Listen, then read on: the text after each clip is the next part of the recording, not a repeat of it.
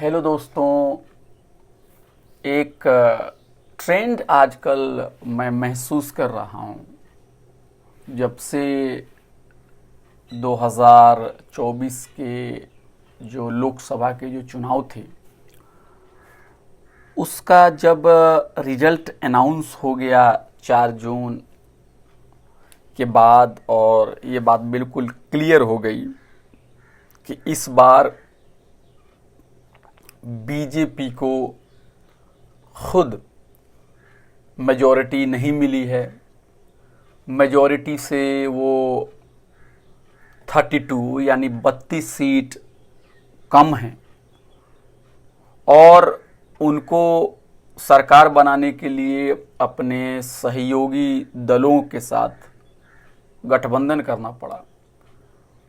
और इस तरह से आप देखिए तो हिंदुस्तान की पॉलिटिक्स में, इंडियन पॉलिटिक्स में ये जो कोalition पॉलिटिक्स जो है, जो साझेदारी वाली सरकार जो है, जो मिलजुल कर जो सरकार बनती हैं, ये सरकार बनाने का एक बार से फिर एक नया फेज, एक नया दौर शुरू हो गया है। एनडीए को मेजॉरिटी है पार्लियामेंट में, लेकिन एनडीए की जो सबसे बड़ी पार्टी है बीजेपी, जिसके लीडरों ने 400 से ज़्यादा सीट लाने की बात कही थी, उनको सिर्फ मिले हैं 240 सीट्स, यानी 272 का जो मेजॉरिटी का जो फिगर है उससे उनको 32 कम मिले हैं। और इस तरह से ये नरेंद्र मोदी की जो लीडरशिप है उसके ऊपर भी एक बहुत बड़ा सवाल है। बहुत सारे लोग कहते हैं कि ये उनकी मोरल डिफीट है। अब आप मुझसे पूछेंगे कि ये नतीजे 1 महीने पहले आए और अभी आपको इसके बारे में जिक्र करने का, चर्चा करने का क्या इसका औचित्य है, क्या रेलेवेंस है, क्या हासिल हो जाएगा। देखिए हुआ क्या है कि अगर आप पिछले 15 दिन और 1 महीने से अगर न्यूज़पेपर्स को अगर आप पढ़ें और जो भी एस्टेब्लिशमेंट के जो भी राइटर्स हैं, जो भी सरकार के पक्ष को ही मजबूत करने वाले जो भी राइटर्स हैं, जिनको सत्ता से बैकअप होता है, ऐसे लोग एक के बाद एक आर्टिकल्स लिख रहे हैं। और ऐसे बहुत से आर्टिकल्स के बीच से जो मुख्य बातें जो निकल के आ रही है वो ये निकल के आ रही है कि अरे हिंदुस्तान में बहुत नाजुक दौर आ गया, बीजेपी को मेजॉरिटी नहीं है, बीजेपी सरकार चलाने के लिए दूसरे दलों पे निर्भर है, डिपेंडेंट है। तो इस तरह का एक कोalition पॉलिटिक्स है। अब इसमें स्टेबिलिटी नहीं है, इसमें अपोजिशंस के लोग न जाने क्या क्या सवाल करने लगे हैं। और जो जाति की राजनीति करने वाली जो पार्टियां हैं, जो धर्म की राजनीति करने वाली पार्टियां हैं, उनका श्रेय बहुत बढ़ गया है।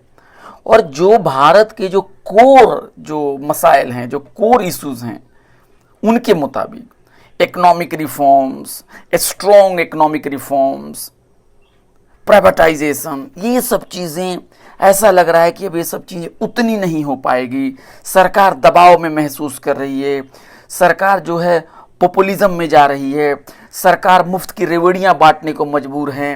तो ये पॉलिटिक्स जो है वो कहीं ना कहीं, ये पॉलिटिक्स जो है ये बहुत ही पॉजिटिव पॉलिटिक्स नहीं है। अरे क्या हो गया, ये मेजॉरिटी क्यों नहीं आई, ये मेजॉरिटी से कम क्यों हो गया, सरकार को चाहिए कि झुके नहीं, ये जो एजेंडा, कोर एजेंडा है, जो इकोनॉमिक रिफॉर्म्स का एजेंडा है, उसको पुश करे, उसको आगे बढ़ाए। इकोनॉमिक रिफॉर्म्स का जो एजेंडा है, जो ग्रोथ की स्टोरी है, वो रुकनी नहीं चाहिए, वो बढ़ती रहनी चाहिए। कुछ इसी अंदाज में जो एस्टेब्लिशमेंट के जो राइटर्स हैं वो लिख रहे हैं, और वो एंग्जाइटी उनके अंदर में दिख रही है।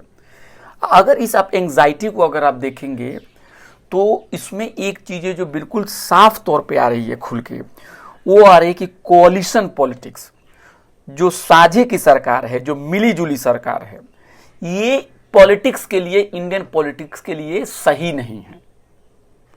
और जो एक बहुत बड़ी मेजॉरिटी के साथ जो सरकार बनती है वही सही है ना। क्षेत्रीय दलों का जो उभार है वो सही नहीं है, क्योंकि क्षेत्रीय दलों को, रीजनल पार्टीज को ये लोग कहते हैं ये जातिगत आधारित ये पार्टियां हैं, ये जाति की बात ज्यादा करती हैं, कास्ट की बात ज्यादा करती हैं, रीजन की बात ज्यादा करती हैं, ये लोकल हैं। और उसकी जगह पे ये चाहते हैं कि नेशनल पार्टियों को ही रहें, है ना। मतलब अमेरिकन सिस्टम की तरह दो ही पार्टियों का बोलबाला रहे। इस तरह की बातें उनके अंदर से निकलती है उन राइटर्स के अंदर में। और जिसे हम कहते हैं पॉलिटिक्स को लेकर एक फियर है, इलेक्शंस को लेकर एक फियर है, समाज के अंदर में जो दबे और कुचले और जो कमजोर तबकात हैं उनका जो उभार हो रहा है उससे उनको डर लगता है ना। और ये डर जो है वो एलीट वर्ग का जो डर है, जो अपर कास्ट का जो डर है, अपर क्लासेस का डर है, कोई नया डर नहीं है। आप हिंदी फिल्मों को उठा के देख लीजिए, हिंदी फिल्मों में आप देखेंगे कि उसमें 80 के में अगर आप बहुत सारी फिल्मों को देखेंगे, 70s और 80s की फिल्मों को देखें तो उसमें आपको क्या दिखाया जाएगा कि पॉलिटिशियंस बहुत ही करप्ट होता है ना। और जो सिविल सर्वेंट्स होता है वो बहुत सेवा करना चाहता है, पुलिस ऑफिसर्स बहुत ही सेवा करना चाहता है देश की, और पॉलिटिशियन बिल्कुल करप्ट है, और पॉलिटिशियन को कुछ नहीं आता है, वो अंगूठा छाप होता है। इस तरह की मतलब पॉलिटिक्स को डीलेजिटिमाइज करने की कोशिश हुई थी। लेकिन मैं ये कहना चाह रहा हूं कि पॉलिटिकल एक्टिविटी या पॉलिटिक्स जो है वो दुनिया के दूसरे प्रोफेशंस की तरह ये अच्छा भी हो सकता है और बुरा भी हो सकता है। पुलिस ऑफिसर्स ईमानदार भी हैं और बहुत सारे पुलिस ऑफिसर्स ईमानदार नहीं भी हैं। बहुत सारे सिविल सर्वेंट जो हैं वो ईमानदार भी हैं और बहुत सारे सिविल सर्वेंट जो हैं वो भ्रष्टाचार के आरोप में जेल भी गए हुए हैं। उसी तरह से पॉलिटिशियंस भी बहुत करप्ट हैं लेकिन बहुत अच्छे भी हैं। लेकिन हो क्या रहा है कि जो एलीट वर्ग है ये पॉलिटिक्स को क्या करता है, पॉलिटिक्स को डिलिजिटिमाइज करने की कोशिश, और खासकर जो वंचितों की पॉलिटिक्स है उसको आप देखेंगे कि उसको डिलेजिटिमाइज करने की कोशिश की जाती है। लालू प्रसाद यादव को डेमोनाइज करने की कोशिश की जा रही है, बहन मायावती जी को डेमोनाइज करने की कोशिश होती है, झारखंड मुक्ति मोर्चे को डेमोनाइज करने की कोशिश होती है, डीएमके को डेमोनाइज करने की कोशिश होती है, असदुद्दीन ओवैसी की जो पार्टी है एआईएमआईएम उसको डेमोनाइज करने की कोशिश होती है। तो लेफ्ट पार्टियों को डेमोनाइज करने की कोशिश होती है। तो आप देखेंगे कि जो वंचितों की जो पार्टियां हैं, जो वंचितों के सवाल को आगे रखते हैं, जो सोशलिस्टों की जो पार्टी है उसको डेमोनाइज करने की कोशिश की जाती है। और आजकल कांग्रेस पार्टी का भी बहुत हद तक डेमोनाइज हो रहा है और कहा जा रहा है कि कांग्रेस पार्टी जो है वो एंटी हिंदू है। और तो ये भी आप देखें कि जो भी पार्टियां वंचितों के सवाल को उठा रही है उसको डेमोनाइज करने की कोशिश की जा रही है। और उसकी जगह पे क्या है कि मार्केट का ग्लोरिफिकेशन होता है, कारपोरेट वर्ल्ड का ग्लोरिफिकेशन होता है, मेरिट का ग्लोरिफिकेशन होता है। लेकिन आपको भी पता है कि मेरिट जो है वो कास्ट नेटवर्क से ही ऑपरेट होता है। मेरिट कोई आसमान से चीज नहीं आती है। अगर एक जाति किसी एक सेक्टर में घुस गई है या उनका दबदबा हो गया तो पाएंगे कि उसी जाति के लोग उस सेक्टर में दूसरी जगह पर भी पाए जा रहे हैं। अब पत्रकारिता को ही लिख दीजिए, सवर्णों की कुछ ही जातियां पत्रकारिता में है कि नहीं है, ब्राह्मण्स हैं, कायस्थ हैं, यही लोग सबसे ज्यादा डोमिनेट करते हैं। इसका यह मतलब नहीं कि किसी ब्राह्मण को पत्रकारिता नहीं करनी चाहिए, एक ट्रेंड की बात हो रही है। उनको पूरा हक है किसी ब्राह्मण को पत्रकारिता करने के लिए, क्योंकि वो भारत का सिटीजन है, उसको समान अधिकार मिले हैं, वो जो कुछ भी करना चाहता है उसको करने का पूरा हक है। लेकिन एक बात है, सोशियोलॉजिकल एक क्वेश्चन है कि क्यों ब्राह्मण्स, कायस्थ और 2-3 और ऊंची जातियां यही अखबार के न्यूज ऑफिस में 10 क्या 100 में से 90 यही लोग होते हैं, और बाकी जातियां जो बहुजन हैं वो कहीं 1-2 देखने को मिलती है। तो ये सवाल है। अब आप कहेंगे कि थोड़ा सा मैं टॉपिक से भटक गया, हाँ थोड़ा सा भटक जरूर गया। मैं ये कहने की कोशिश कर रहा था कि मार्केट का ग्लोरिफिकेशंस और पॉलिटिक्स को डेमोनाइज करने की एक ट्रेंड चले, और खासकर कोलिशन पॉलिटिक्स को डेमोनाइज करने की कोशिश की जाती है। और देखिए ये पॉलिटिकल साइंस में है, ये बहुत ही एक इम्पॉर्टेंट सवाल है। जब आप पार्टी पॉलिटिक्स जब पढ़ेंगे पॉलिटिकल साइंस में, इंडियन गवर्नमेंट एंड पॉलिटिक्स में बीए में पढ़ेंगे आप, तो एक सवाल बार बार आता है। हम लोग भी इसको लिखते थे और जब जेएनयू का इंट्रेंस की तैयारी करते थे तो एक सवाल आता था बार बार, आज से कुछ साल पहले, 10 साल 15 साल पहले, कि क्या कोलिशन पॉलिटिक्स आपकी निगाह में सही है या गलत है? क्या ये डेमोक्रेसी के लिए सही है या गलत है? क्या ये आप इसको जस्टिफाई करेंगे कि नहीं करेंगे? और मैंने पाया कि जेएनयू जैसे संस्थान में भी जो तथाकथित अपने आप को बहुत ही लिबरल कहते थे स्कॉलर्स, उनको भी मैं देखता था कि वो कोलिशन पॉलिटिक्स को बहुत ही निगेटिव तौर पे देखते थे, क्योंकि वो वंचितों के उभार को और माइनॉरिटी के पावर शेयरिंग से वो बहुत कंफर्टेबल नहीं थे। अब देखिए एलिट्स में भी दो ग्रुप हैं आपको। एक एलिट्स है जो कंप्लीटली हिंदू राइट है, वो क्या है, वो माइट इज राइट में बिलीव करता है, हमारे पास सत्ता होनी चाहिए और जो हमारी बात मानेगा हम उसको कुछ पेट्रोनेज कुछ हम उनको दे देंगे। और एक दूसरा तबका है लिबरल। वो लिबरल तबका भी जो होता है वो बातें अच्छी अच्छी करता है, उसकी कई बातें जब आप सुनते हैं तो लगता है कि अरे ये कितने प्रोग्रेसिव लोग हैं। लेकिन वो लोगों की भी दिक्कत ये है कि वो चाहते हैं कि दलित और मुसलमान जो हैं उनकी बात कोई सवर्ण करे, उनकी बात कोई अपर कास्ट करे। दलित और बहुजन और आदिवासी खुद लीडर बन जाए, खुद अपनी बात करें, इससे वो भी घबराते हैं। तो आप देखें कि जेएनयू जैसी संस्था में भी मैंने ये पाया कि वहाँ पे जो कोलिशन पॉलिटिक्स को लेके जो थी उसको बहुत ही निगेटिव तौर पे दिखाया गया। अब आप भी देखिए इंडियन पॉलिटिक्स को आप देखेंगे और मेन स्ट्रीम को आप देखेंगे तो जो मान लीजिए जो कोलिशन पॉलिटिक्स का दौर था, जनता पार्टी का जो दौर था, जनता दल का जो दौर था, उसको निगेटिव दिखाने की कोशिश की जाती है। देवगौड़ा साहब का जो दौर था उसको निगेटिव दिखाने की कोशिश की जा रही है ना। उसको गुजराल साहब का जो दौर था उसको निगेटिव दिखाने की कोशिश की जाती है। मैं ये नहीं कह रहा हूं कि उस सरकार की आलोचना नहीं हो सकती है, होगी, मेरी भी बहुत आलोचना है। लेकिन क्या होता है कि कोलिशन पॉलिटिक्स को एक डेमोक्रेसी के लिए, एक ग्रोथ के लिए, एक डेवलपमेंट के लिए एक थ्रेट देखने की जो टेंडेंसी है, इसी को मैं यहाँ क्रिटिसाइज करने के लिए मैं अपनी बातें शेयर कर रहा हूँ। लेकिन कोई ये नहीं कहता है कि वाजपेयी की भी जो सरकार चली थी वो भी कोलिशन ही पॉलिटिक्स थी, उसको उस तरह से डेमोनाइज करने की कोशिश नहीं की जाती है जैसे बीपी सिंह की सरकार जो थी उसको डेमोनाइज करने की कोशिश। क्योंकि बीपी सिंह के दौर में क्या हुआ, मंडल कमीशन को लागू किया गया था। जो पिछड़े इस देश में 50-60% हैं और संस्थाओं में जो कहीं नहीं दिखते हैं, एजुकेशनली बैकवर्ड हैं, सोशली बैकवर्ड हैं, उनके लिए जब रिजर्वेशंस की बात आ गई तो ऊंची जाति की जो लॉबी है उसको बहुत परेशानी होने लगी और वो बीपी सिंह को इतना डेमोनाइज किया, मैं क्या बताऊं। मैं भी जब छोटा था, जब मैं अपने गांव में था, तो बीपी सिंह के बारे में मैं देखता था कि जो सवर्ण जो लोग हैं, जो ब्राह्मण्स लोग हैं, वो लोग उनके बारे में बहुत ही निगेटिव बातें कहते थे। उनकी जब तबीयत खराब थी तो मुझे पता है कि एक बार किसी ने ये कहा था कि उसके किए का फल मिल रहा है। अब देखिए ओबीसी को जिस इंसान ने हक दिया, वो भी हक जो मारा गया था उसका हक, ऐसा नहीं है कि कोई चैरिटी बीपी सिंह ने किया, उन्होंने वही किया जो उनको करना चाहिए था। और इसीलिए दूसरे लीडरों के मुकाबले में उनको बहुजन याद करते हैं, पिछड़े उनको याद करते हैं। और बीपी सिंह की खासियत यह है कि वो खुद ठाकुर सवर्ण जातियों से आते थे, लेकिन उन्होंने अपनी कास्ट की आइडेंटिटी से थोड़ा सा हटके वंचितों के लिए कुछ करने की कोशिश की, जो कि जैसा इतिहास आपको भारतीय राजनीति में बहुत देखने को नहीं मिलता है। तो बीपी सिंह जो थे उनका ये कमाल था बीपी सिंह का। लेकिन बीपी सिंह को डेमोनाइज किया जाता है, तो कोलिशन पॉलिटिक्स को डेमोनाइज की जाती है, खासकर बीपी सिंह के दौर को। और कोलिशन पॉलिटिक्स को सवर्ण पॉलिटिकल साइंटिस्ट भी, चाहे वो कंजर्वेटिव हो चाहे वो लिबरल हो, वो कंफर्टेबल नहीं है। लेकिन आज मैं यहाँ एक क्या दिखाने की कोशिश कर रहा हूँ या क्या आर्गुमेंट करने की कोशिश कर रहा हूँ कि कोलिशन पॉलिटिक्स ही डेमोक्रेसी है। कोलिशन पॉलिटिक्स ही डेमोक्रेसी को मजबूत करती है। कोलिशन पॉलिटिक्स ही डेमोक्रेसी के लिए सूटेबल है। कोलिशन पॉलिटिक्स ही डेमोक्रेसी के लिए कंडूसिव है, उसके लिए अनुकूल है। आप कहेंगे कैसे? यही समझाने की कोशिश, यही बतलाने की कोशिश मैं यहां करूंगा।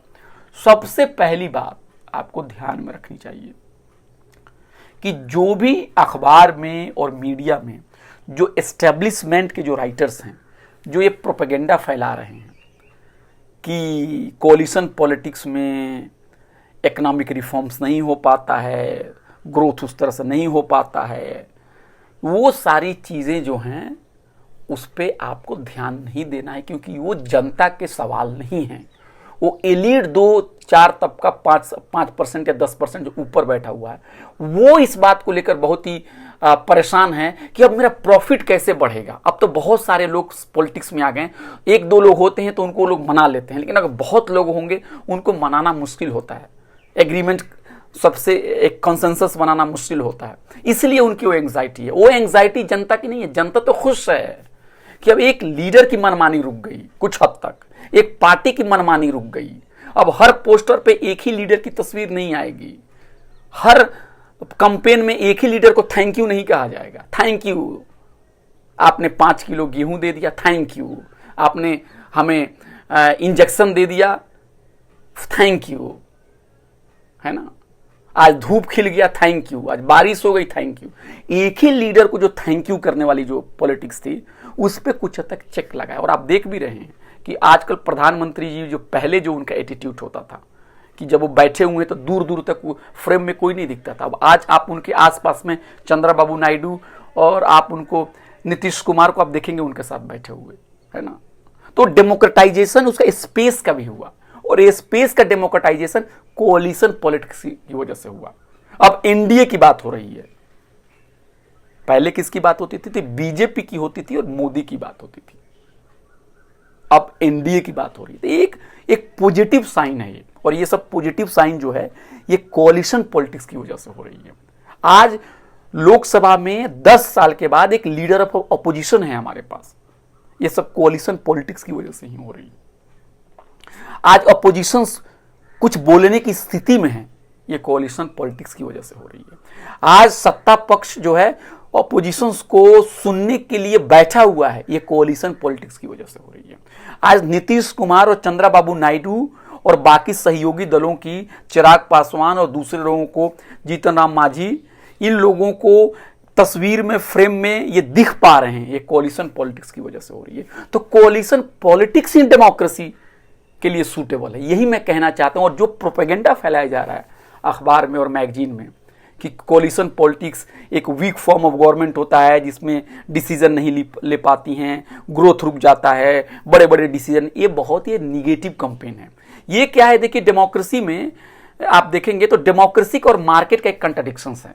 मार्केट चाह रहा है कि सिर्फ ग्रोथ हो, मार्केट चाह रहा है कि सिर्फ ताकतवर पैसे वालों को और पैसे बनाएं, लेकिन डेमोक्रेसी जो है वो तो उसने सबको वोटिंग का राइट दिया है। तो डेमोक्रेसी की जो एनर्जी है वो चाहती है कि समाज के नीचे तबके की भी आवाज सुनी जाए। तो एक कंट्राडिक्शंस है, और कोalition पॉलिटिक्स जो है वो दोनों के बीच में एक तरह का हार्मनी बैठाने की कोशिश होती है उसके अंदर में।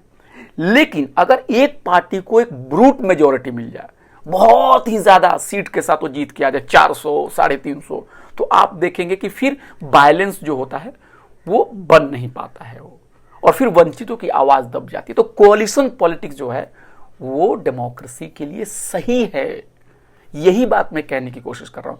ये इससे घबराना नहीं है, इससे डरना नहीं है, बल्कि इसे सेलिब्रेट करना है। क्यों सेलिब्रेट करना है? क्योंकि सबसे पहली बात यह है, आप मुझसे पूछेंगे डेमोक्रेसी है क्या, आप पूछेंगे ना, तो मैं कहूंगा डेमोक्रेसी का जो डेफिनेशन है वो डेमोक्रेसी का, मेरे लिए जो डेफिनेशन है डेमोक्रेसी का, वो डेमोक्रेसी का डेफिनेशन जो इलेक्शन सिर्फ नहीं है कि हाँ आपने इलेक्शंस करा दिया हो गया डेमोक्रेसी, नहीं। डेमोक्रेसी का मतलब सरकार बनना भी नहीं है, सरकार तो ऑथोरिटेरियन रूल में भी बनती है, अधिनायकवादी लोग भी सरकार चलाते हैं। डेमोक्रेसी का मतलब हाई ग्रोथ नहीं है, आप डेमोक्रेसी बंद कर दीजिए, हो सकता है कि लोगों से जबरदस्ती काम कराइए, ग्रोथ आपका ज्यादा हो जाएगा। डेमोक्रेसी क्या है? डेमोक्रेसी है पावर शेयरिंग डेमोक्रेसी, जहां आप सत्ता जो है, रिसोर्सेज जो हैं, उसमें सबकी भागीदारी हो, उसमें कोई एक व्यक्ति सत्ता में काबिज ना हो, नाक की तरह सत्ता की कुर्सी पे ना बैठ जाए और किसी दूसरे को आसपास भटकने ना दे। रिसोर्सेज पर वही कब्जा कर ले। ये डेमोक्रेसी नहीं है। डेमोक्रेसी है जहां में पावर शेयरिंग होता है, जहां पे पॉलिटिक्स जो है वो कोई एक पार्टी और कोई एक व्यक्ति नहीं दूसरे के ऊपर थोपता है, बल्कि वहां पे पॉलिटिक्स जो है, वहां पे जो डिसीजन मेकिंग है वो कंसेंसस यानी सहमति से बनती है, सबकी सहमति से बनती है। डेमोक्रेसी का मतलब दूसरों की आवाज को दबाना नहीं है। डेमोक्रेसी का मतलब विपक्ष का गला घोटना नहीं है। डेमोक्रेसी का मतलब ये नहीं है कि हम क्रिटिसिज्म को रोक दें। डेमोक्रेसी का मतलब ये नहीं है कि हम जो अलग जो सुर हैं उसको हम दबा दें, उनको जेल में डाल दें। डेमोक्रेसी का मतलब है कि चूंकि समाज के अंदर में अलग अलग तबके हैं, अलग अलग वर्ग हैं, अलग अलग इंटरेस्ट हैं, तो कोई एक व्यक्ति या कोई एक पार्टी सबके इंटरेस्ट को चैंपियन करने का दावा नहीं कर सकती है। अगर कर रही है तो गलत है। तो डेमोक्रेसी का मतलब है कि सबको साथ लेके चलने के लिए, ये सिर्फ टोकनिज्म और जुमले में नहीं, सच्चाई में भी सबको साथ लेके चलने के लिए डेमोक्रेसी का मतलब है। सबको साथ लेने के चलने के लिए, और सबको साथ लेने के चलने का मतलब ऐसा नहीं कि कोई चैरिटी कर रहे हैं, आओ आओ भाई। अब देखिए अभी क्या है, बीजेपी की सरकार बनी हुई है, एनडीए की सरकार बनी हुई है, लेकिन उसमें एक भी माइनॉरिटी एमपी चुन के नहीं आया जो माइनॉरिटी कम्युनिटी से हो, चाहे वो मुसलमान हो, चाहे ईसाई हो, चाहे बुद्धिस्ट हो, कोई भी एक चुन के नहीं आया है। कोई भी एक माइनॉरिटी इलेक्टेड नहीं है लोकसभा में। तो ये पावर शेयरिंग नहीं है। अब आपने क्या किया, इधर उधर से किसी को कहा कि हमने मंत्री बना दिया। आपने मंत्री बना दिया, लेकिन अपने मुसलमानों को मंत्री नहीं बनाया, उनको जगह नहीं दी। तो ये तो डेमोक्रेसी तो नहीं है, ये तो पावर शेयरिंग नहीं हुआ। और आपने क्या किया, जो व्यक्ति चुनाव जीता ही नहीं है, किसी दूसरे आदमी को दूसरे मेथड से आपने उसको आपने अगर मंत्री बना दिया, तो वो अगर कोई व्यक्ति चुनाव जीत के आता, कोई व्यक्ति जो होता है जो जनता के सपोर्ट से आता है ना, जो लड़ के आता, जो उसका कॉन्फिडेंस होता, जो वो इंजॉय करता काम को, वो इंजॉय कोई दूसरा इंसान नहीं कर रहा है, जिसको आपने हैंड पिक किया, चेरी पिक अंग्रेजी में कहते हैं, चेरी पिक कर लिया, आपने उठा के यहाँ पर डाल दिया, वो तो समझे कि आपने बहुत एहसान कर दिया उसके ऊपर में। तो डेमोक्रेसी का मतलब है ये नहीं है, माई बाप वाली सेंस नहीं है कि आपने किसी को उठा के किसी को बैठा दिया, अरे ये लीडर कितने महान थे कि उन्होंने उनको ये मंत्री बने। नहीं, डेमोक्रेसी का मतलब है आप सीटों का बंटवारा कीजिए। आप बताइए, बीजेपी ने लोकसभा में तकरीबन 350-400 से ज्यादा उन्होंने सीट पे चुनाव लड़ा, और एक ही मुसलमान को उन्होंने टिकट दिया केरला से। आपको पता है केरला में बहुत तो ताकतवर ही नहीं, क्यों नहीं आपने यूपी में दिया, क्यों नहीं आपने बिहार में दिया। तो आप एक्सक्लूजन नहीं कर सकते। डेमोक्रेसी का मतलब एक्सक्लूजन नहीं है, डेमोक्रेसी का मतलब पावर शेयरिंग। और पावर शेयरिंग किसके साथ, वंचितों के साथ सबसे ज्यादा, क्योंकि वंचित जो तबकात हैं उन्हीं को सबसे ज्यादा एक्सक्लूड किया जाता है। उनको हर तरह की परेशानी होती है सोसाइटीज में।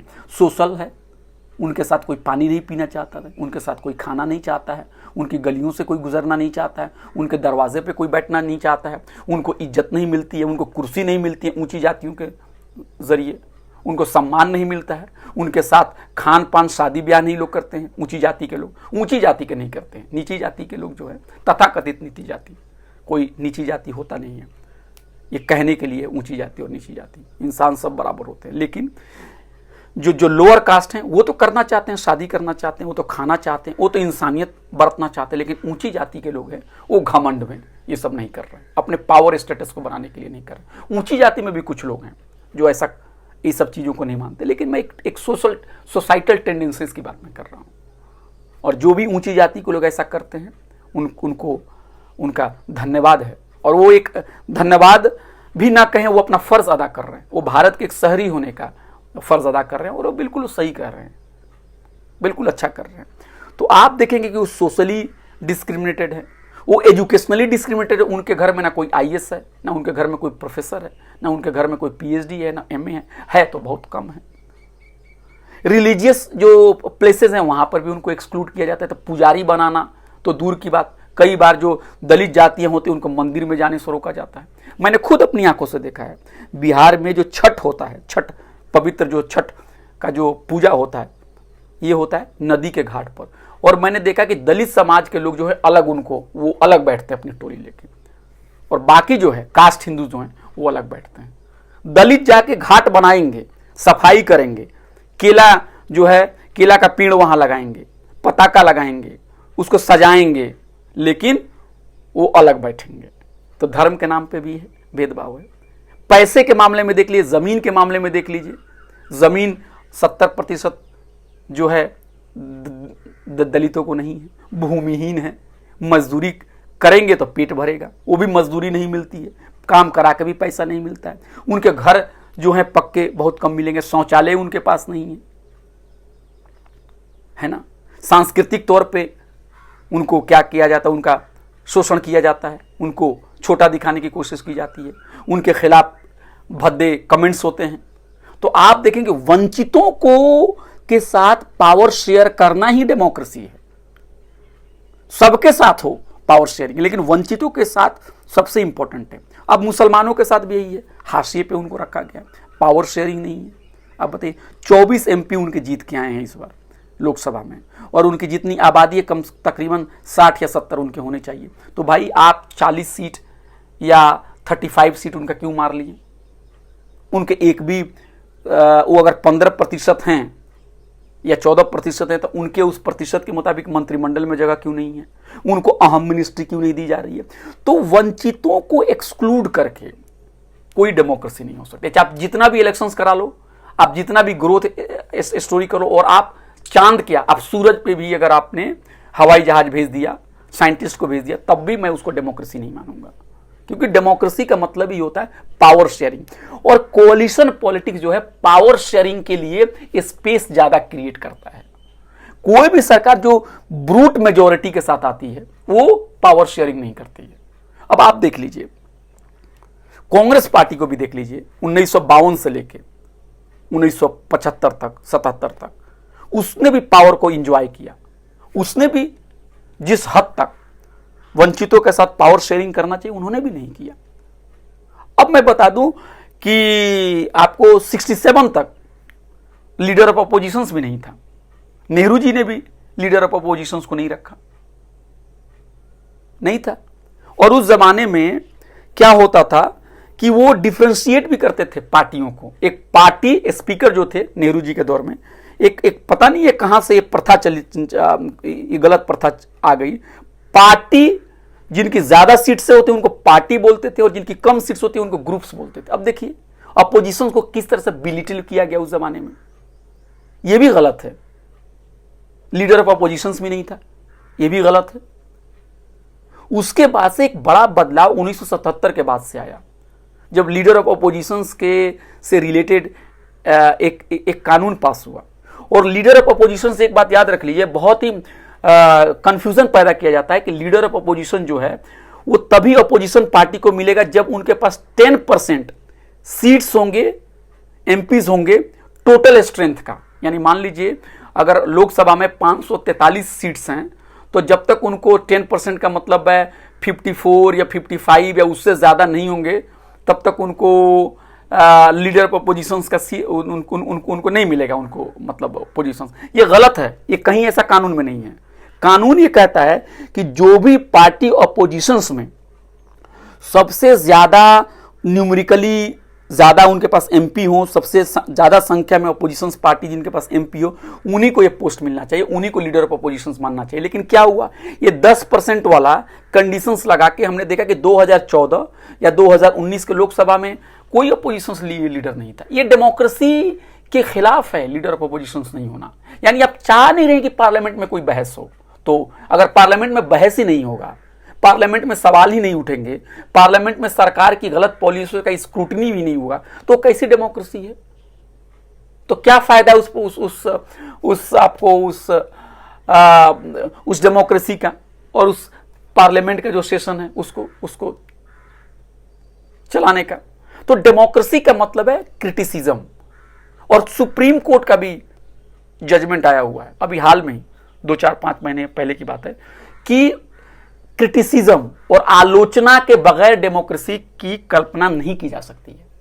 तो डेमोक्रेसी जो है वो है पावर शेयरिंग, डेमोक्रेसी है multiple source of power, democracy है वंचितों के साथ पावर शेयरिंग करना, डेमोक्रेसी का मतलब है कि चेक्स एंड बैलेंसेस, डेमोक्रेसी का मतलब है कि मनमानी ना हो, डेमोक्रेसी का मतलब है कोalition पॉलिटिक्स हो। डेमोक्रेसी का मतलब है कि मिलजुल के हम फैसले करें। डेमोक्रेसी का मतलब है किसी एक की ना चले। डेमोक्रेसी का मतलब है सबकी सुनी जाए। डेमोक्रेसी का मतलब है कि नंबर के जरिए मेजोरिटेरियन गवर्नमेंट ना चले, है ना। ऐसा नहीं है कि जिसने आपको वोट नहीं दिया उनके घर में आप पानी और बिजली नहीं दोगे। ऐसा एक साहब बिहार के कोई एमपी है, उनका एक स्टेटमेंट वायरल चल रहा था कि ये कम्युनिटी और एक कम्युनिटी ने मुझे वोट नहीं दिया या ये नहीं दिया तो शायद उनका हम काम नहीं करेंगे। ये क्या है? आप बताइए, अगर कोई इंसान इलेक्शंस लड़े और वो 51% वोट से जीत जाए और 41% वोट उसके विपक्षी को मिल जाए, तो क्या जीता हुआ कैंडिडेट वो 49% को आइडेंटिफाई करेगा और उनके लिए कुछ काम नहीं करेगा? अरे चुनाव में तो कोई किसी को वोट देगा और कोई किसी को वोट नहीं देगा, लेकिन जिस दिन आप चुनाव जीत जाते हैं उस दिन आप सबके लीडर होते हैं। डेमोक्रेसी का मतलब होता है प्रोपोर्शनल रिप्रेजेंटेशन, जिसकी जितनी संख्या भारी उसकी उतनी हिस्सेदारी।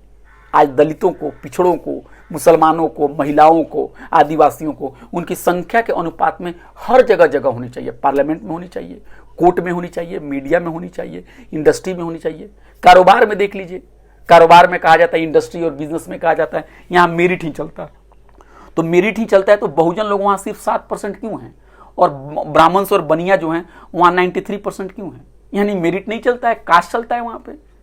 नहीं तो आप कहिए, ओपनली आके कहिए कि 85% जो बहुजन है उनके पास टैलेंट नहीं है। ये भी आप नहीं कहना चाहते हैं, बचना चाहते हैं, क्योंकि ये कहेंगे तो आप पकड़े जाएंगे। तो कोalition पॉलिटिक्स जो है वो बेहतर है, कोalition पॉलिटिक्स बेहतर है डेमोक्रेसी के लिए। और आप देखिए कि भारत में अगर आप देखेंगे जो भी समस्याएं हुई, चाहे विभाजन हो, चाहे पंजाब की क्राइसिस हो, चाहे साउथ में प्रॉब्लम हुआ, चाहे नॉर्थ ईस्ट में प्रॉब्लम हुआ, चाहे आसाम में प्रॉब्लम हुआ, है ना, कहीं भी अगर आप प्रॉब्लम्स को देखें तो कहीं ना कहीं आप देखेंगे कि उसमें पावर शेयरिंग का एक इश्यूज है। वहां पावर शेयरिंग नहीं हो रहा है। वहां पे जो वंचित तबके हैं, जो मार्जिनलाइज रीजन है, उनके साथ डिस्क्रिमिनेशन हो रहा है, माइनॉरिटीज के साथ डिस्क्रिमिनेशन हो। और जब माइनॉरिटी के साथ डिस्क्रिमिनेशन होगा तो वो क्या करेंगे, वो एक दूसरे लेवल की पॉलिटिक्स करेंगे। वो तो फिर क्या होता है, दूरियां और बढ़ती हैं। अगर पार्टीशन के समय में भी अगर माइनॉरिटीज के सवाल को संभाल लिया जाता, उनके एंजाइटी को दूर कर दिया जाता, तो शायद पार्टीशंस नहीं होता। जो हमारे रीजन्स है साउथ के, जो हमारे अभी साउथ को ही देख लीजिए, साउथ और नॉर्थ को देख लीजिए। नॉर्थ की सीटें ज्यादा है, नॉर्थ की आबादी तेजी से बढ़ रही है, और साउथ इंडिया में फीलिंग है कि उनको पॉलिटिक्स में उनको डोमिनेट किया जा रहा है। जो बीजेपी पिछले 10 सालों से बिल्कुल ब्रूट मेजोरिटी के साथ पावर इंजॉय कर रही है, कहां कर रही है, सेंटर में कर रही है, उसकी कोई हैसियत तमिलनाडु में नहीं है। वो बहुत ही कमजोर स्थिति में साउथ में है कि नहीं है? ये भी देखिए। तो साउथ जो है वो अपने आप को मार्जिनलाइज फील कर रहा है, माइनॉरिटीज अपने आप को मार्जिनलाइज फील कर रहे हैं, बहुजन अपने आप को मार्जिनलाइज फील कर रहे हैं। तो जब तक वंचितों को साथ नहीं लिया जाएगा, जब तक ट्रू फेडरल स्पिरिट के साथ, जो संघीय ढांचा का जब तक उसका आदर नहीं किया जाएगा, जो सही संघीय ढांचे के मुताबिक काम नहीं किया जाएगा, तब तक डेमोक्रेसी मजबूत नहीं होगी। अभी आपने देखा कुछ दिन पहले ममता बनर्जी जी हैं, उन्होंने एक चिट्ठी प्रधानमंत्री को भेजी है, और उस चिट्ठी में उन्होंने कहा है कि जो बांग्लादेश से जो नदी को लेके, जो पानी को लेके जो समझौता हुआ, उसमें आपने वेस्ट बंगाल सरकार को शामिल नहीं किया। ये सवाल उनका बिल्कुल सही है। अब आप कहेंगे कि अरे तो क्या फैसला केंद्र सरकार ने गलत लिया? अगर फैसला केंद्र सरकार ने बहुत ही बढ़िया लिया, मान लीजिए भारत के पक्ष में लिया, वेस्ट बंगाल की जनता के पक्ष में, तब भी आप वेस्ट बंगाल की सरकार को बातचीत से बाहर नहीं कर सकते हैं, क्योंकि डेमोक्रेसी का मतलब ही है डायलॉग। आप क्यों उसको बाहर कर रहे हैं? आप क्यों घबरा रहे हैं वेस्ट बंगाल की सरकार को शामिल करने में? उनको अपनी बात रखने दीजिए। तो डेमोक्रेसी का मतलब है पावर शेयरिंग। और अथॉरिटेरियन जो रिजीम होता है, जो एक तरह का नॉन डेमोक्रेटिक रिजीम होता है, वो क्या होता है, उसमें पावर शेयरिंग नहीं होती है, उसमें एक पार्टी का बोलबाला चलता है, उसमें एक लीडर का बोलबाला चलता है।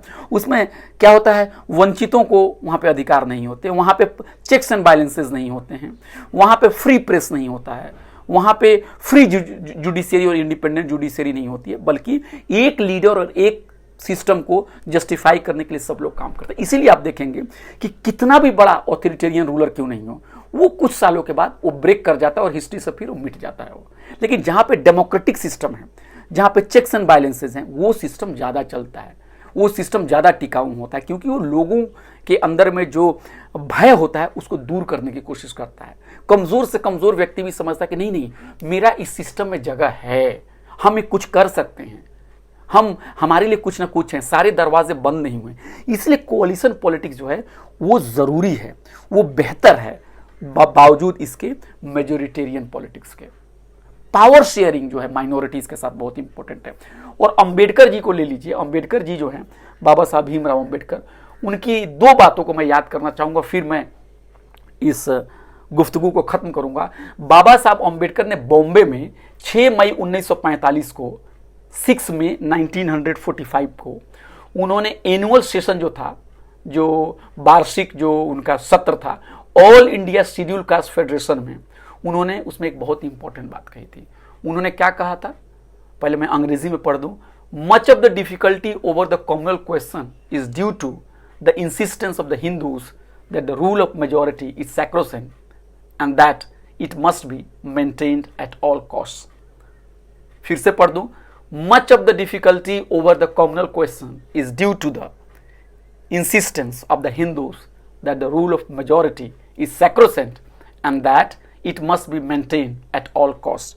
अंबेडकर साहब 1945 में कह रहे हैं, देखिए कितनी उनके पास समझदारी थी, दूरंदेशी थी। वो 1945 में हिंदुस्तान में जो आज हो रहा है उसको समझ गए, और उन्होंने क्या कहा था, ये एक मेजॉरिटी कम्युनिटी के अंदर में ये गलतफहमी उनके अंदर में भर गई है।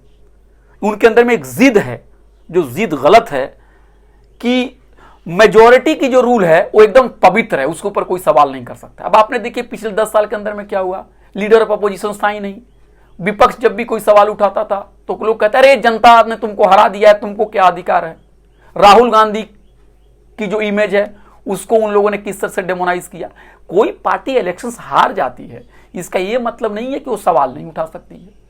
और जो जनता आज आपको वोट दी है, कल वो जनता विपक्षी को भी वोट देती है। इसलिए वोट कभी भी आधार नहीं हो सकता है किसी को खामोश करने का। तो और मेजॉरिटी रूल अगर हो गई तो इसका मतलब ये नहीं कि आप माइनॉरिटी को दबा देंगे। अब मिसाल के तौर पे मान लीजिए कि 543 सीट्स है लोकसभा में, और कोई पार्टी 300 सीट लाके सरकार बना ली, और उसके बाद वो किसी की बात ही ना सुने, वो क्या हमारे पास नंबर है, आप क्या करोगे। ये डेमोक्रेसी नहीं है। एक एमपी भी है, उसकी बात आपको सुनना है।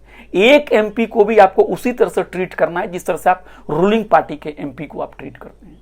उनके सवाल भी उतने ही इंपॉर्टेंट हैं।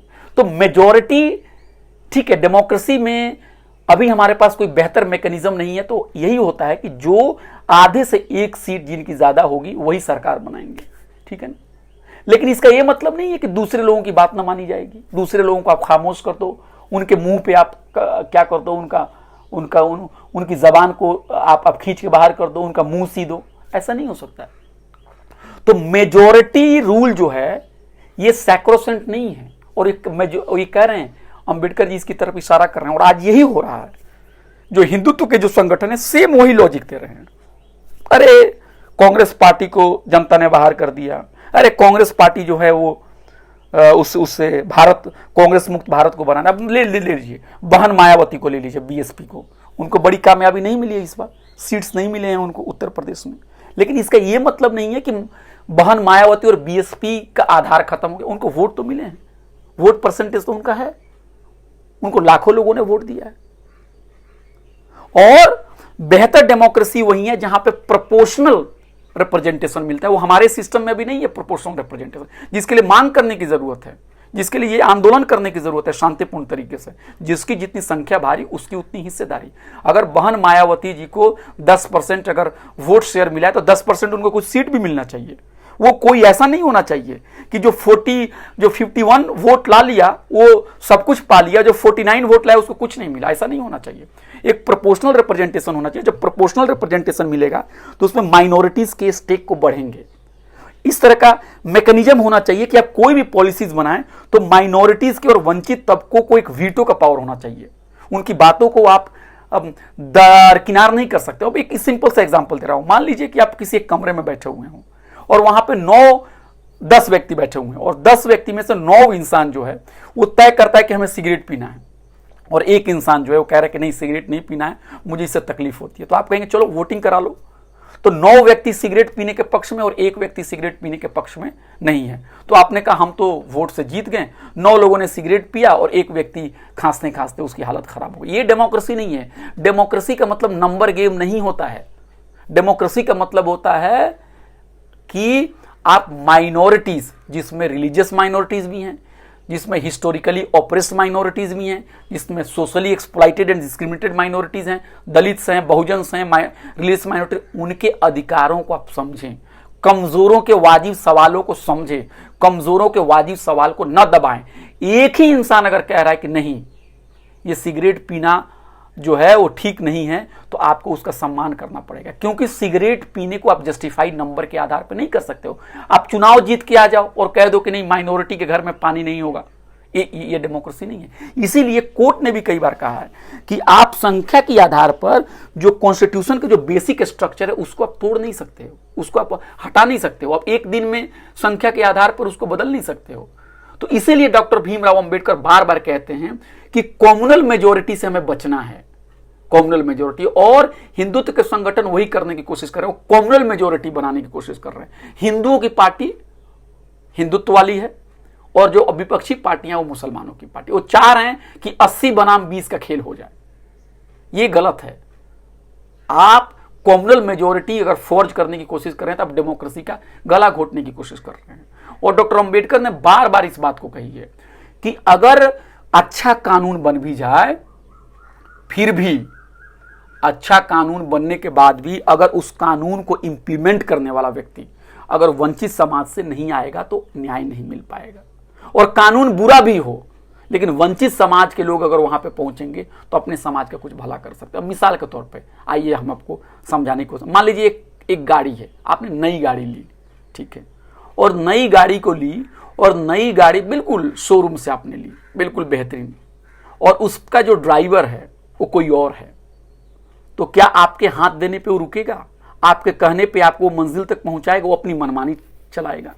लेकिन अगर कोई गाड़ी पुरानी भी है, बहुत अच्छी कंडीशंस में नहीं भी है, लेकिन अगर आप उसकी ड्राइविंग सीट पे हो तो धीरे धीरे, तेजी से, धीमे से आप अपने डेस्टिनेशन पर पहुंच जाएंगे। यानी खराब कानून भी हो लेकिन वंचित तबके के लोग अगर वहां पे सिस्टम में बैठे हुए लोग हैं तो क्या होंगे? वो अपने समाज के लिए कुछ भला कर सकते हैं। लेकिन अगर बेहतर कानून भी हो लेकिन अगर वंचित समाज के लोग अगर पार्लियामेंट में नहीं बैठे हैं, आपको एडमिनिस्ट्रेशन में नहीं बैठे हैं, यूनिवर्सिटी में नहीं बैठे हैं, तो आपका भला नहीं हो सकता है। मीडिया में नहीं है तो आपके इश्यूज को नहीं उठाया जाएगा। अगर जुडिशियरी में नहीं है तो आपको न्याय नहीं मिलेगा। तो कोalition पॉलिटिक्स जो है वो क्या करता है? वो एक स्पेस प्रोवाइड करता है वंचितों को। और इसीलिए आप देखेंगे जब कमजोर सरकार आती है तो वंचितों के अधिकार पे ज्यादा हमला नहीं होता है, लेकिन बहुत ही मजबूत सवाल होती है तो वंचितों के जो अधिकार होते हैं उस पर बहुत तेजी से हमला होना शुरू है। इससे कोalition पॉलिटिक्स को सेलिब्रेट करने की जरूरत है। वंचित तबके के जो लेजिटिमेट अधिकार होते हैं उसको डेमोनाइज करने के लिए कहा जाता है अरे ये तो जातिवादी कर रहे हैं, अरे ये कम्युनल लोग हैं। यानी जब भी लालू प्रसाद यादव, तेजस्वी अगर कास्ट सेंसस की बात करेंगे तो कहा जाएगा अरे जातिवाद फैला रहे हैं। जब भी उवैसी जो हैं, असदुद्दीन उवैसी साहब, जब वो मुसलमानों के हक की बात करेंगे तो कहा जाएगा ये तो कम्युनलिज्म कर रहे हैं। लेकिन वही सवर्ण तबका हर संस्थाओं पे काबिज है, उसके अधिकार को अगर आप देखेंगे, अगर वो अपने अधिकार की पूर्ति करना चाहते हैं तो उसको नाम देगा नेशनल इंटरेस्ट, उसको नाम देगा नेशनलिज्म। और ये बात डॉक्टर अंबेडकर ने 1947 में अपनी एक छोटी सी पम्फलेट स्टेट्स एंड माइनॉरिटीज में कही है। और क्या कहा है मैं पढ़ के सुनाता हूं। States and minorities, doctor Ambedkar 1947, एक स्मॉल पम्फलेट है, जरूर पढ़िए।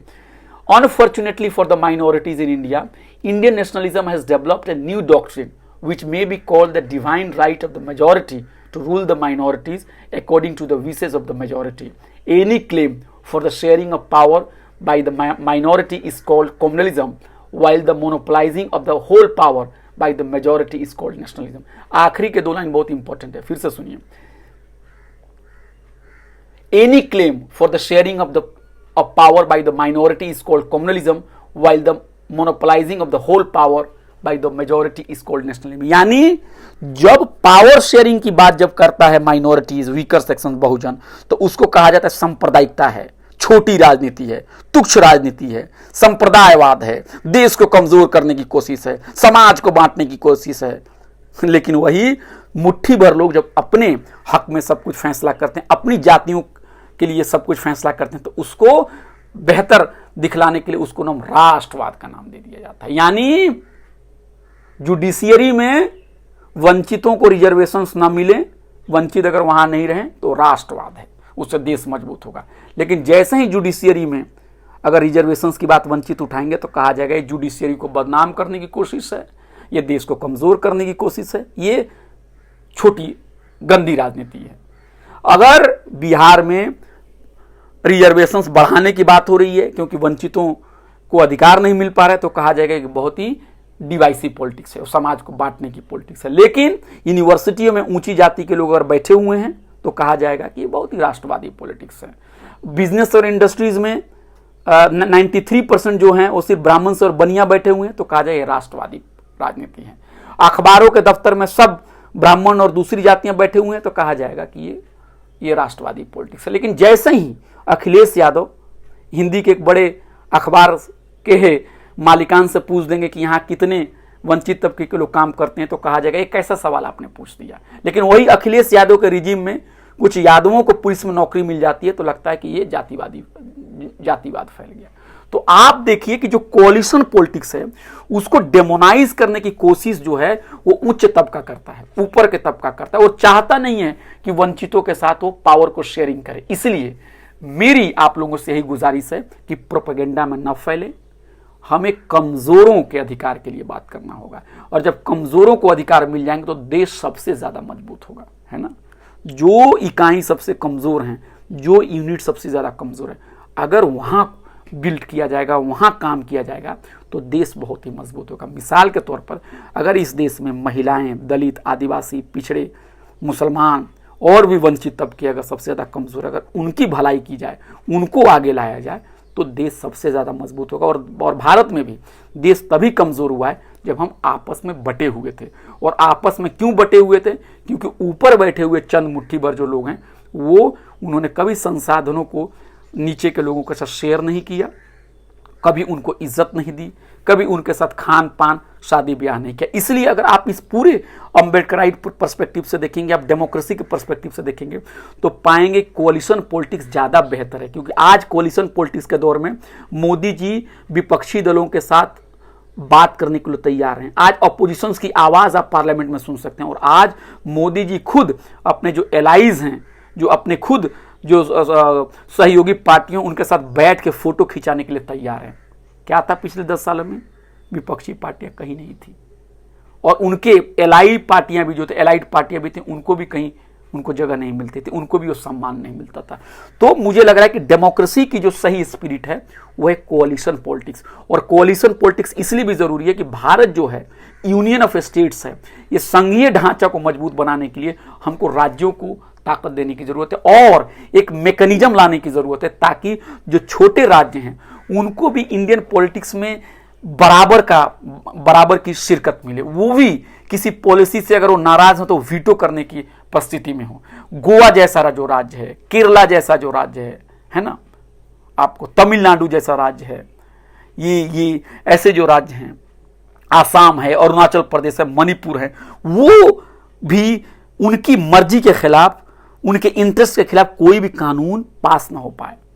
आदिवासी समाज के लोगों को हक हो कि वो अपनी पॉलिसी तय कर पाए, दलितों को हक हो कि वो अपनी पॉलिसीज बनाने में उनका पूरा सहयोग हो, मुसलमान भी अपनी पॉलिसीज को लेके आपको कहें कि वो मुखर हों, वो उनकी बात सुनने के लिए सरकार बिल्कुल तैयार हो। जब इस तरह की व्यवस्था आएगी तभी देश मजबूत होगा। और डेमोक्रेसी का मतलब होता है पावर शेयरिंग, जहां पे मल्टीपल पोल्स ऑफ पावर हैं। और ऑथोरिटेरियनिज्म का मतलब होता है जहां पे एक ही सोर्स ऑफ पावर होता है, एक ही व्यक्ति नाक की तरह बैठा हुआ है, एक ही पार्टी सारे पावर को ली हुई है। इसलिए हमें याद रखना होगा कि कोalition पॉलिटिक्स जो है, इसे घबराने की जरूरत नहीं है, बल्कि इसे सेलिब्रेट करने की जरूरत है। मैंने सोचा कि इस मौजू पे आप लोगों के साथ अपनी राय को शेयर करूं। और ये जो भी मैंने आप बात की, मैंने ये इंडियन पॉलिटिक्स में जो खासकर इंडियन गवर्नमेंट एंड पॉलिटिक्स है उसका ये बहुत ही अहम हिस्सा है। इस तरह की गुफ्तगू पॉलिटिकल थियरी में भी ये काफ़ी इंपॉर्टेंट टॉपिक है, क्योंकि ये जो राइट्स है, जो पावर शेयरिंग है, इसके बारे में भी हमें बहुत ही क्रिटिकल तौर से सोचने की ज़रूरत है। और हमें वंचितों के लोगों को बार बार जाके समझाना होगा, ये कहना होगा कि जो भी प्रोपेगेंडा मीडिया में चल रहा है कि जो है अरे कोलिशन पॉलिटिक्स जो है वो देश के लिए सही नहीं है, ये बिल्कुल इस दुरुस्त नहीं है, बल्कि हमें मिलजुल के कमज़ोरों के अधिकार के लिए बात करना है। और जब हम कमज़ोरों के अधिकार के लिए बात कर रहे हैं तो इसका ये कतई मतलब नहीं है कि जो ऊपर बैठे हुए लोग हैं, जो सवर्ण लोग हैं, उनके हम खिलाफ हैं, बिल्कुल भी नहीं है। हम तो सिर्फ इतना ही कह रहे हैं कि जो ज़्यादा परेशान है उसका हाल पहले पूछा जाए, और जब ज़्यादा परेशानों का हाल पूछ लिया जाएगा, जो मजबूत लोग हैं उनकी भी हालत बेहतर हो जाएगी। एक बेहतर समाज वही है जहाँ सब लोगों की हालत बेहतर हो, सब लोग मिलजुल करें। अब एक मिसाल ले लीजिए, अगर कहीं सैलाब आ जाए, कहीं बाढ़ आ जाए, कहीं फ्लड आ जाए, तो जो इंसान पहले तल्ले पे है, जो इंसान दूसरे तल्ले पे है, पहले उसे बचाने की ज़रूरत है।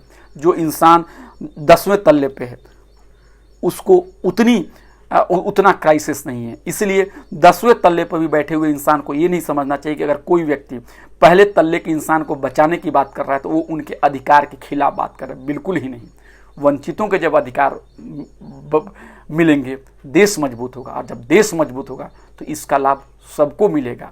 और भारत के नागरिक होने के नाते हम सब लोगों का ये फर्ज है कि हम न सिर्फ अपने अधिकारों के लिए बात करें बल्कि दूसरों के अधिकारों के लिए बात करें। जहाँ कहीं भी किसी के खिलाफ अन्याय हो उसके खिलाफ बोलें, शांतिपूर्ण तरीके से, कॉन्स्टिट्यूशनल तरीके से, और हम अपने जो कर्तव्य हैं, अपने जो अधिकार हैं उसको लेकर हम सजग रहें। और आइए कोलिशन पॉलिटिक्स के बारे में जो मिसअंडरस्टैंडिंग है उसको हमने दूर करने की कोशिश की। आपके भी क्या सुझाव हैं, आपके भी क्या विचार हैं, वो भी आप मुझे शेयर कीजिए ताकि मैं भी जान सकूं और दूसरे लोग जो हमारे भाई और बहन जो इसको सुन रहे हैं वो भी इससे फ़ायदा उठा सकें। आपका बहुत बहुत शुक्रिया।